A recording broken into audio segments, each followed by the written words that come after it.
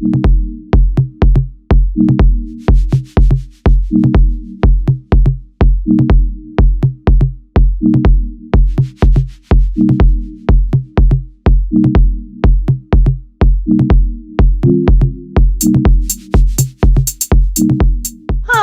there you go. Great. That makes me so happy. So a little bit about me. So I actually I was born in Denver, and I moved to Chicago right after college. I moved to go to law school in Chicago, and I took the LSATs and, applied and accepted at school here. And I was shopping around one day and popped into a designer sample sale. I've been shopping like crazy for friends and family and just as a hobby since as long as I can remember. It's like all I do with my spare time, which is crazy. But I started, in this cute little pop-up sale, like suggesting things to random people because I had nothing better to do. I'm like, oh, you should wear this and you should wear this. I'm obviously shy. And the woman who ran the sample sale came over and said, do you want a job? And what I didn't know was at that moment, she hired me on the spot and she kind of was about to dump her business in my lap. She lived in San Francisco and she gave me the keys and was kind of like, okay, this is yours now. Bye. And I was like, okay, but you just gave your business, your store to a stranger. What are you doing? Okay. Yeah. I was bored and I was, like, okay, this is interesting. And I've always been an entrepreneurial person. So I ended up running that and turning it into a full-time, or I guess more permanent boutique and doing buying and then bringing brands on board, hiring a staff, building the concept, going out to San Francisco and restructuring their stores. And obviously this took place over 2 years. So I deferred law school twice in a row. I was having too much fun with it. And I was doing some styling for editorial as well and doing some, shows that were out here and just having a blast with it. And then when that sort of started to come to a point where I was like, okay, am I going to go to school? Like, I think I need to go back to school. I was approached by a couple of people who told me, hey, we're starting this new company.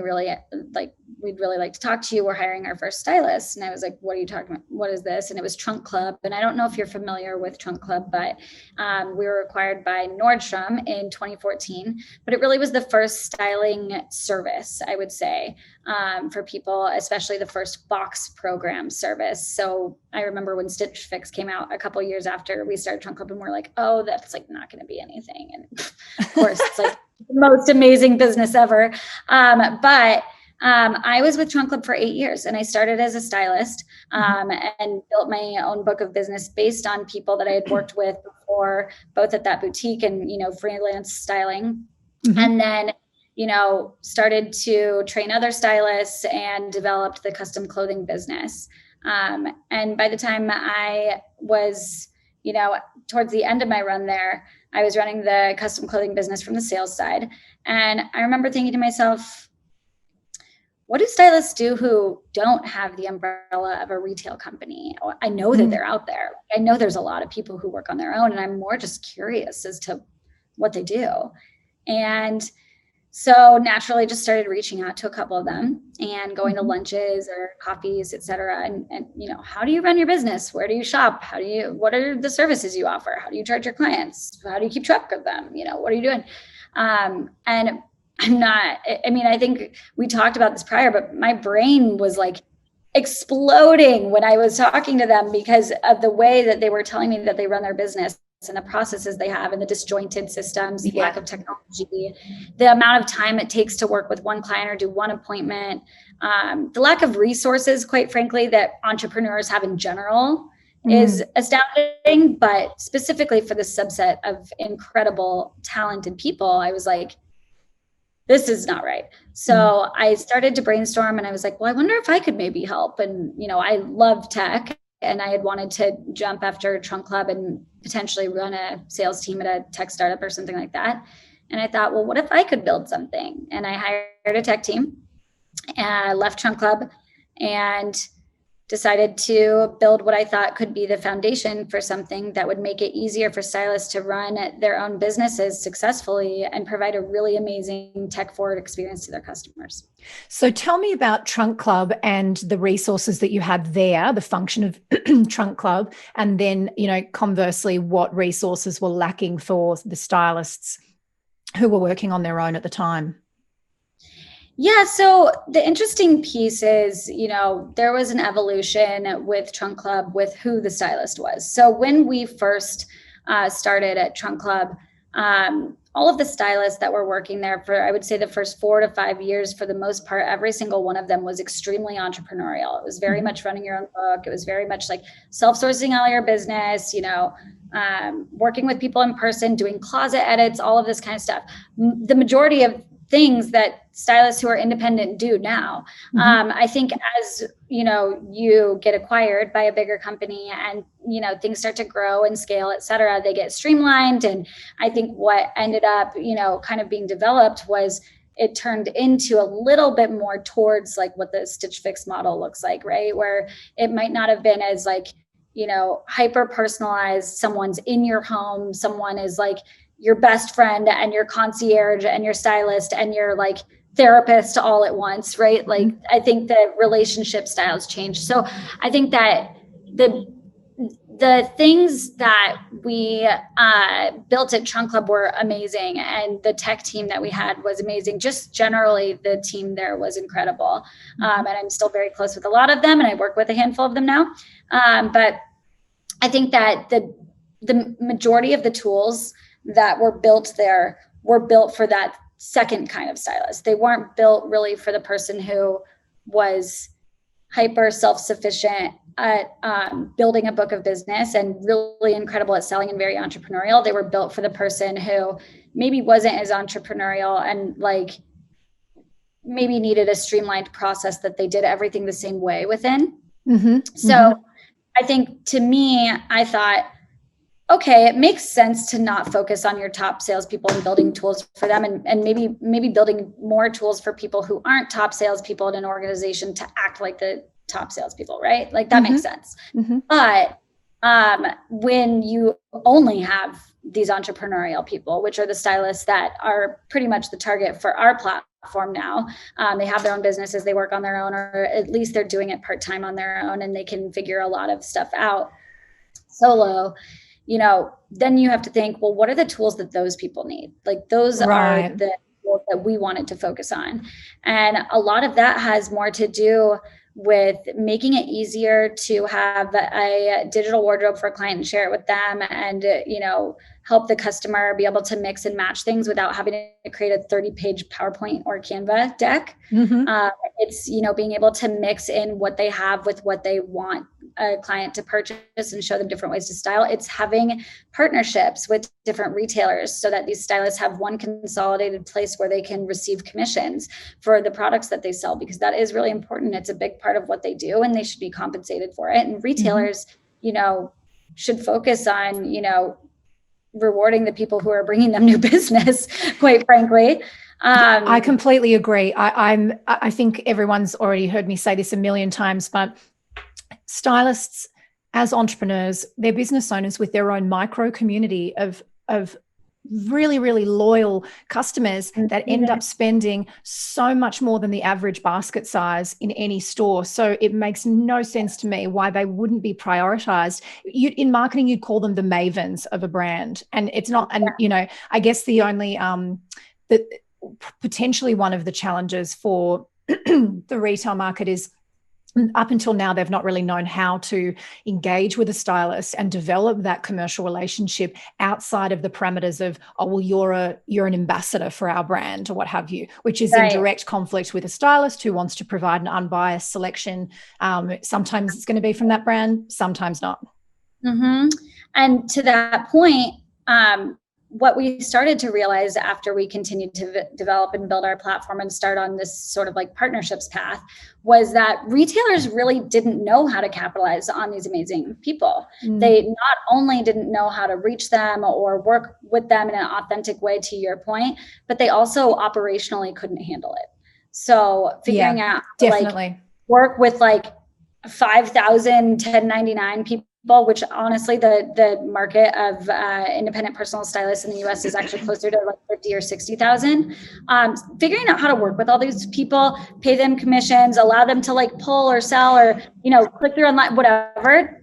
These retailers, it's so far out of their reach. And what we realized was that we had built the technology to enable them to do that. So this has sort of become a platform that's just as important for the retailers as it is for stylists. So to your point, and I think this is really, really interesting, when a stylist is in the traditional sense taking someone on a personal shopping trip, or if they are doing a preliminary shop, they want to pull garments to have in a styling suite in a major retailer.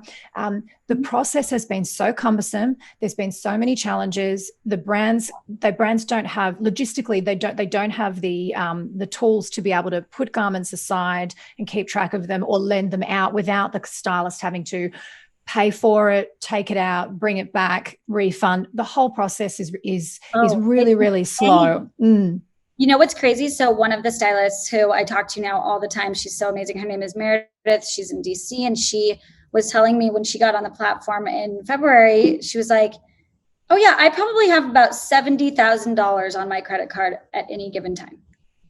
Oh God. I was like, what? Wait, that's what? Not a biz. That's literally, this is the type of thing that I'm telling you that I've been hearing every single day.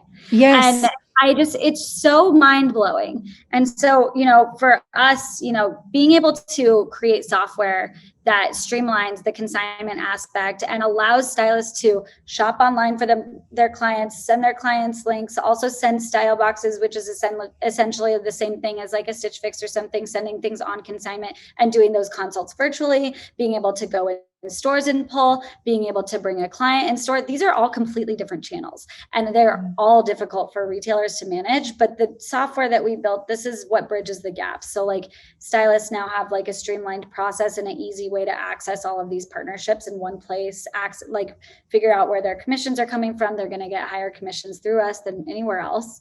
And then, the retailer actually, it's a plug and play, and they actually can now capitalize on this group of sellers. So let's dive into Garmentier.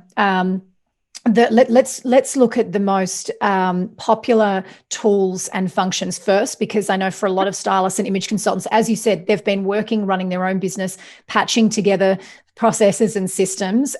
So, whilst it's the most exciting, it's a really, really new, innovative time for the stylist. But I want to make sure that everyone feels like they can take step by step, let's just try this first, transition into here, and then this is the scope. This is the opportunity to scale. So what would you say your kind of your most exciting function of Garmentier is to start? So I guess there's a difference between maybe I was going to say difference between features and partnership channels, which I think if you ask just about any stylist, the thing that a lot of them are the most excited about is the style boxes and the being able to pull from retailers. Yes. Just because it literally simplifies their life. If you go to one of our retail partner stores and you literally all you do is show your Garmentier stylist ID, do your pull, and walk out with it. You're done. So and talk us through that. That's amazing. Yeah. So you go in, you show your stylist ID, and this is for our premium membership. So anyone who has access to these partners, obviously. Yep. But so you can go in, you schedule an appointment, obviously, to go and do your pull or whatnot. But when you do that, you go in, you can do your pull. There's obviously guidelines, there's a 15 item max, or maybe there's a 25 item max. It just depends on the partner. They all set their own guidelines. Mm-hmm. But you bring the items to the front for checkout. The store team checks them out to you and just gives them to you, and you walk away. There's no paperwork. There's literally nothing. And what happens is in Garmentier, in that client's profile, all of the items appear in an invoice with the images and all the descriptions, so that when you are done with your appointment, all you have to do is click the items that they decided to keep and click charge. You don't have to put together an invoice. Your customer gets this incredible, beautiful receipt with your branding on it. So, if you have a logo that says, Style by Sarah. It's going to say Style by Sarah on it. The customer doesn't even have to know what store this was from. They just know it's from you.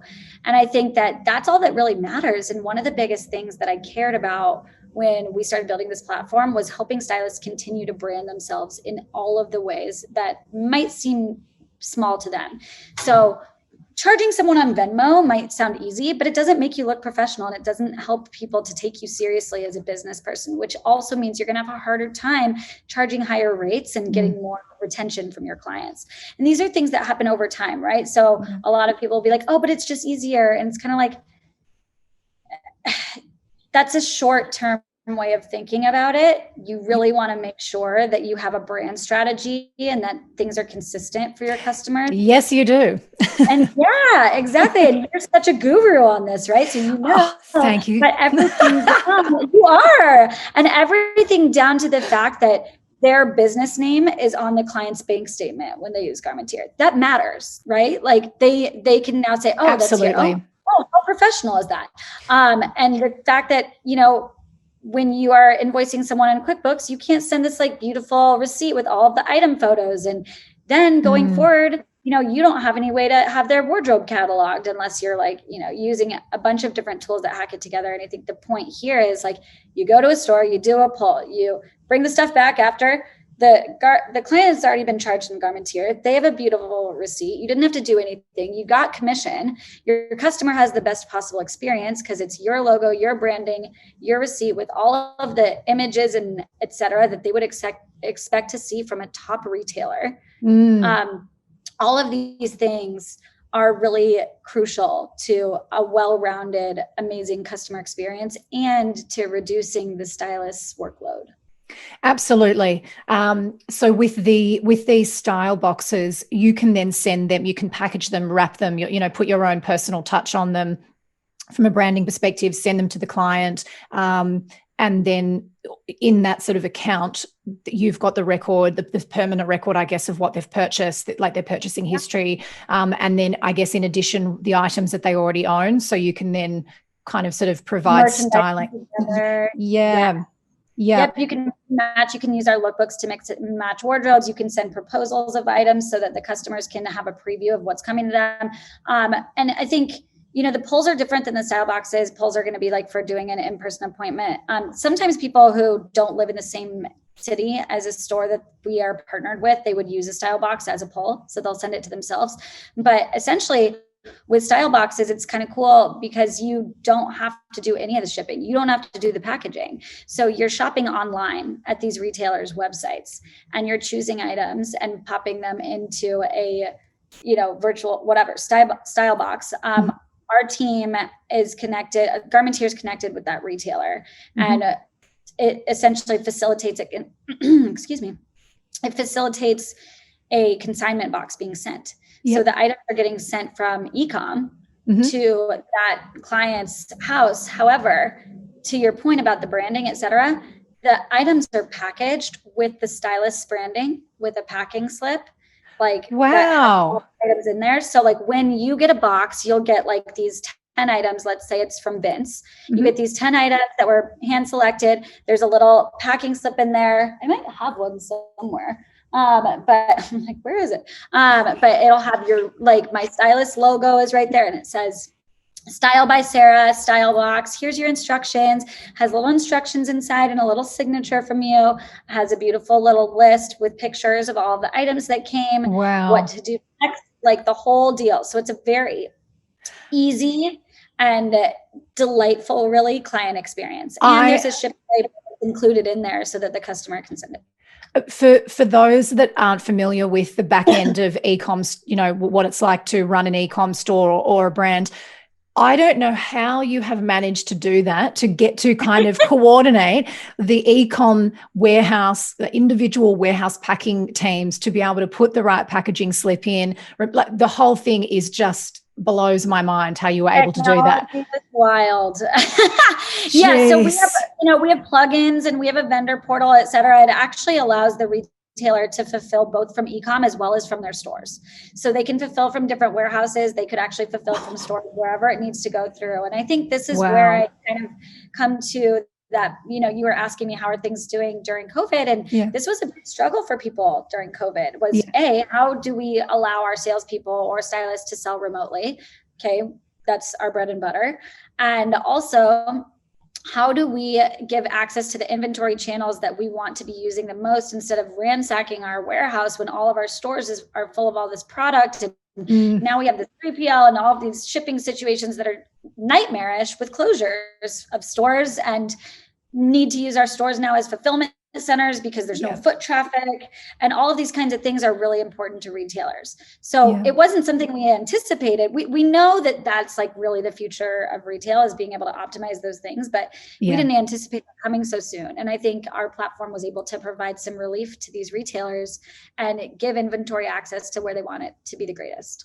So would you say then that Garmentier, in amongst the selection, and there's only a small selection, I would say, of tech tools that are designed to streamline and help scale the stylists and image experts, would you say one of the, I guess the unique value with Garmentier? I know there's a whole host of functionality that we haven't touched on yet, but that facilitating this new innovative relationship or partnership with the retailer, it sounds to me like that's something that no one else is doing in the same way that you are.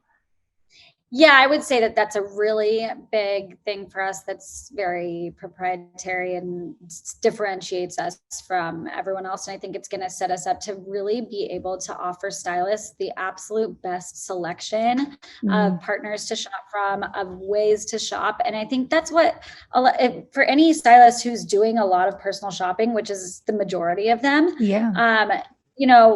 I think that's having flexibility in how I can shop, when I can shop, where I can shop, getting commissions is a really big deal. And it's a very big part of being profitable. And so I think that's going to be a really exciting point for stylists, is to be able to do that. And it definitely is something that no one else is doing right now.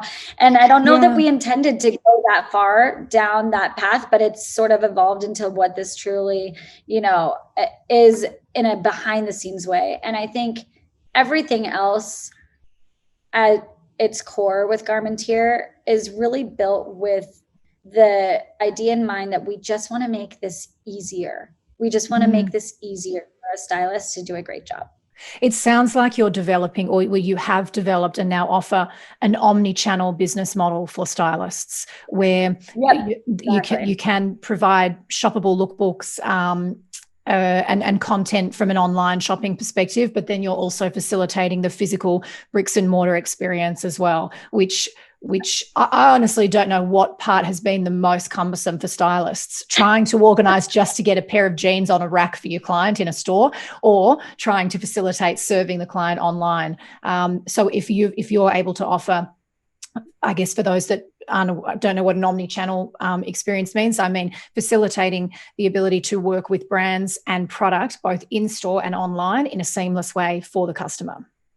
Yeah, absolutely. I think the interesting piece too is that it's not that stylists couldn't do these things on their own. It's not that they can't go online and shop for a client, but then they need to have their client's credit card ready to enter on every site, unless they are paying for it all upfront on their own. And there's only so much that you can sustain. And by the way, try tracking all these purchases all the time and trying to reconcile with your bank, to make sure that everything is refunded properly. All these things are really hard. They're really hard. They're really time consuming. And if you're not doing the due diligence on them, you're actually probably missing some things that are important.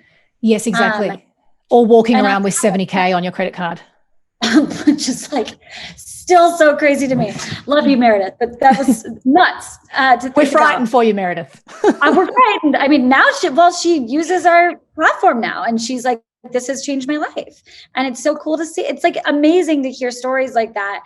And I really think I'm excited to see more of that and continue to do more that, benefits people and learn more about what they need. But to that point, it's not that she couldn't.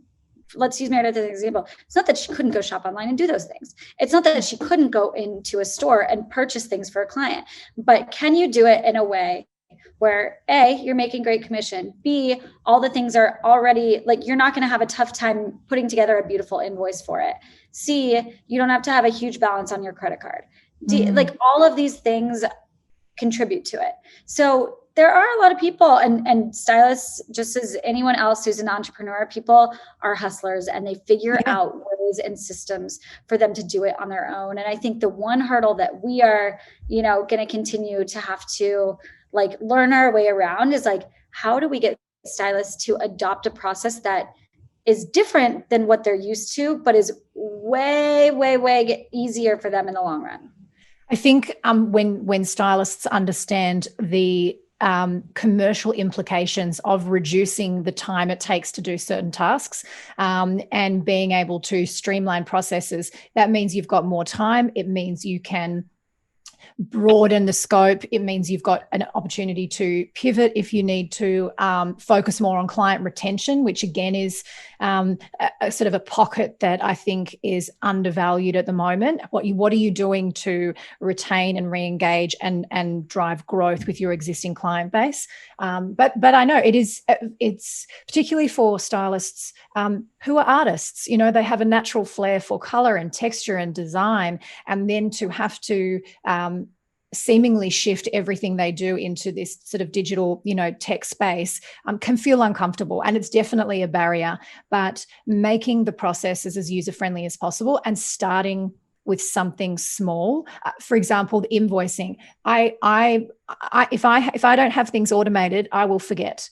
And that's an immediate detrimental impact to your business when you're forgetting to invoice people, or if you're trying to reconcile what you've sent, what's on your credit card, where the returns are. So making sure you're getting the same price back. Something went on sale, they give you the sale price. Like, those things can be hundreds of dollars in the moment and tens of thousands of dollars at the end of the year. Yeah, absolutely. And, something that we haven't talked about and something else that's really, really exciting with Garmentier is the custom design component. Can you talk me through that one? Yeah. So I have a deep background in custom clothing and manufacturing for men's tailored wear. And so I knew when I started this platform that I wanted that to be part of it, but I didn't really know how it would play into the overall general style, because most stylists don't do custom clothing. Like a handful of them will also do custom clothing if they're very focused on menswear. And I do know that a lot of stylists want to, because we did a lot of surveys before I built this platform. It's called market research. So we did a little market research there. But, I thought, okay, first of all, I'm not going to fundraise to do this right out of the gates, because I don't even know if this is going to be meaningful to anyone. I have no idea. And by the way, I had never built a tech company. So I was just like, I'm going to bootstrap this. Yeah. And the way I'm going to do that I'm very fortunate to have, been a part of the, Trunk Club Nordstrom acquisition. And so I was able to, kind of do some of it from that. But, the other piece was I'm going to use the custom clothing aspect and work with my own clients and really try to do my best to bootstrap Garmentier by utilizing my own personal styling business and the custom clothing side of that and the book of business that I had to fund it. And so I built that part of the business and the platform first. And essentially what stylists are able to do is if they know how to measure a customer, chest, et cetera, and they know about fabrics and basically have the general tenets of knowledge that you need for custom design. We will provide them with sets of fabric books and a piece of the platform that allows them to design garments and create them and get amazing profits from it as well, and provide really incredible products to their customers. And this is anything from like casual linen shirts or shorts and sweaters and things like that, to suits and tuxedos and overcoats that are beautiful cashmere double-breasted jackets and things like that. And to me, custom clothing is like, I think a lot of people who don't know a ton about it or who haven't done it in tandem with ready to wear styling, I think a lot of people think, oh, like that's just like suits and like, business wear and stodgy, blah, blah, blah. And I think of it as like, first of all, this is the quality of a garment that you would probably be paying almost double for off the rack. A lot of people think custom clothing is a lot more expensive. Yes, I was just thinking that in my head. Is that not true? Yeah, Laurel Piana suits for like half of what they would be because it doesn't have the label in there. And it's not to say that it's the same factory as Laurel Piana, but it's still incredible tailoring, some of the best makers in the world. And so I think, knowing that you have the Laurel Piana fabric and really incredible tailoring and like, your design expertise, to me, what custom clothing means is that it's building a wardrobe intentionally. And instead of going to a store and choosing from the 5 things that are off the rack, you're saying, I want you to have this type of a thing. So I'm going to create it for you because that's actually what you need. And I don't want to choose from these 5 things that are here. I want to make you what I think you need. I love this concept. It's actually a way to create a more sustainable approach to consuming fashion, because instead of going, well, you know what we're really looking for is a deep V-neck, like, sharp shoulder something, and then consistently buying things and thinking it's not quite right, but I'll wear it for the moment, and then having this build up of products that you're not really loving. Just make it. Just make it. It's perfect, bang on, and then you've got it for years. Yeah, it's a great idea. Why not? Like, I think it's really been, it's been so fun to do. And it honestly was like the easy part of building this platform. Oh my Lord, I can only imagine. Tell me, with that service and indeed with the style boxes and being able to walk in and pull from stores, is that functionality only available to US residents at the moment? And what are your plans to kind of broaden the reach, or the options for stylists around the world? That is such a great question, especially because, we're not international yet, although we could be. The reality of why we have not offered the platform internationally at the moment is actually just to make sure that we have everything in order with regards to invoicing and taxes of different regions, and making sure that we have like the global perspective on the accounting and finance situations for them squared away. Because there's so many, tools and tips and triggers in the platform that help people based on their zip code for US, but doesn't really help them for international yet. Yeah. So I think that we were, obviously we are really focused on building out the US market, and next will be Canada and probably UK. And then we'll, kind of expand certainly to Australia, New Zealand, et cetera. And we're really excited about it. In Mexico, we want to be global. I think that the main thing is making sure that we can get that tackled. And I think from a custom clothing standpoint, it doesn't matter to us where you are submitting an order from. I think the main implications are going to be making sure that the factories used ship to where you are, but realistically, they're shipping from all over the world anyway. So it really won't be an issue. I think as soon as we roll out this platform from the, accounting standpoint and making sure that part is squared away, custom clothing won't be an issue. Now, the partnerships, it's going to obviously depend on where those retailers ship, right? And where they're able to work. But the custom clothing part will be international just as easily as anything else. Amazing.